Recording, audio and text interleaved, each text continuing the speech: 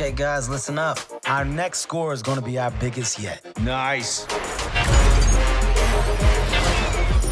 $500 million in gold is on its way to a terrorist cell. And the gold needs to disappear. What's your plan? We gotta steal it mid-flight, 40,000 feet in the air. We're taking the plane, the whole plane? It's kind of hard to take half a plane. WETA Radio. You guys are, first of all, it's wonderful to meet all of you guys. Saw the film again last night, loved it. I'm trying to understand, what is this team called? That was the one thing about the film that they never addressed. Like, how do we address you guys as a team? Are you team who? Oh, Team that's a good. Cyrus? I'd say Team Wild Bunch. Yeah. Team I like That fits us. Fits us. Team of the low-key kings.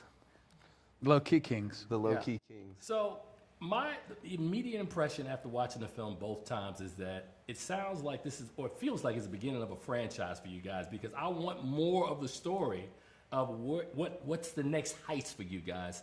When you read the script for the story, what appeal, was it that aspect? Was it the camaraderie? Was it the story? What was the aspect that drew each of you in to be in this? I just saw that. I mean, honestly, like I just saw like there was an opportunity. There was a really cool movie in that script somewhere, and I just saw the opportunity to see a bunch of different types of people coming together and trying to get away with something. Like that was because the characters are all so different, and I was told from F. Gary that they were going to cast it like as international as they could and diverse as they could, and so it seemed like, okay, like the last few heist movies weren't like that I've seen, and this is kind of cool. So I thought if I could go in and do something really kind of absurd and out of left field, that I could fit in a bunch like that.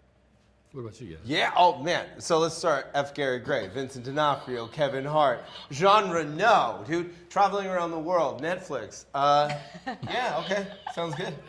I mean, come on, bro.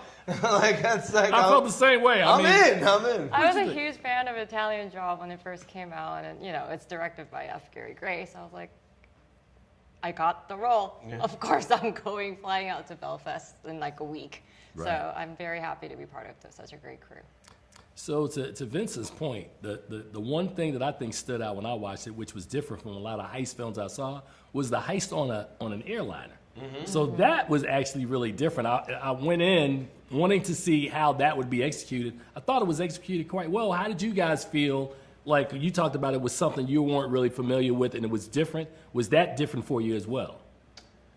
I think, I mean, that it was it's such a kind of like the sets and the environments that we're in are so kind of heightened, like it's a little crazy to imagine something like that actually happening in real life. So, why not try it in a movie then? It's like pretty crazy to do what our team does in that movie. It's kind of like, what? This is like, like it's crazy.